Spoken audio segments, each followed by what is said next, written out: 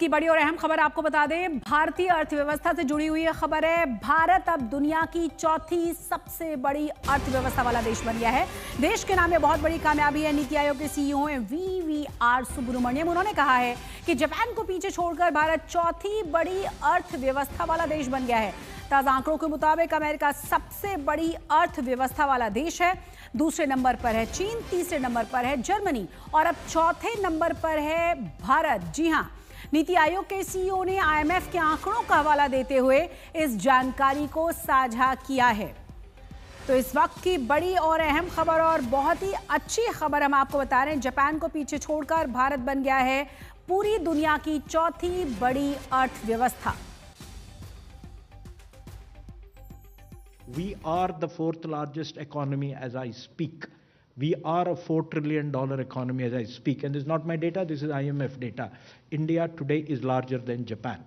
So it's only the United States, China and Germany which are larger. And if we stick to what is being planned, what is being thought through, it's a matter of another 2.5 to 3 years, we would become the third largest economy. तो सुना आपने और आपको बता दें कि ज्यादा जानकारी के साथ हमारे संवाददाता चेतन भूटानी जुड़ गए हैं। चेतन, और क्या जानकारी है? और जिस तरह से अभी हमने सुना, मतलब जो वी.आर. सुब्रमण्यम वो कह रहे हैं कि 2-3 साल में हम तीसरी बड़ी अर्थव्यवस्था बनने के करीब होंगे। जी बिल्कुल, देखिए इंडिया अब दुनिया की तीसरी सबसे बड़ी इकोनॉमी बन चुकी है। चाइना और अमेरिका और जर्मनी के बाद इंडिया अब चौथे नंबर पे आ चुकी है ऑफिशियली।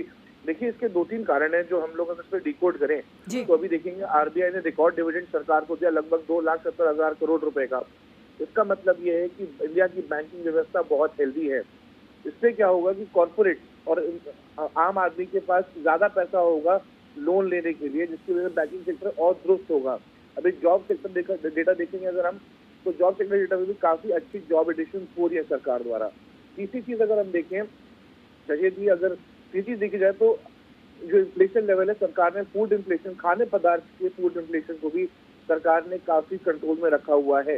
जिसका मतलब ये है कि आगे जाके भी RBI, reserve bank of India जो है, सेंट्रल बैंक हिंदुस्तान का, वो आगे भी रेट काट सकता है, जिसकी वजह से आम आदमी को और राहत मिलेगी। वो और मार्केट से पैसा उठा पाएगा और अपने बिजनेसेस में लगा पाएगा। जिसका मतलब ये है कि ओवरऑल अर्थव्यवस्था जो है वो डेफिनेटली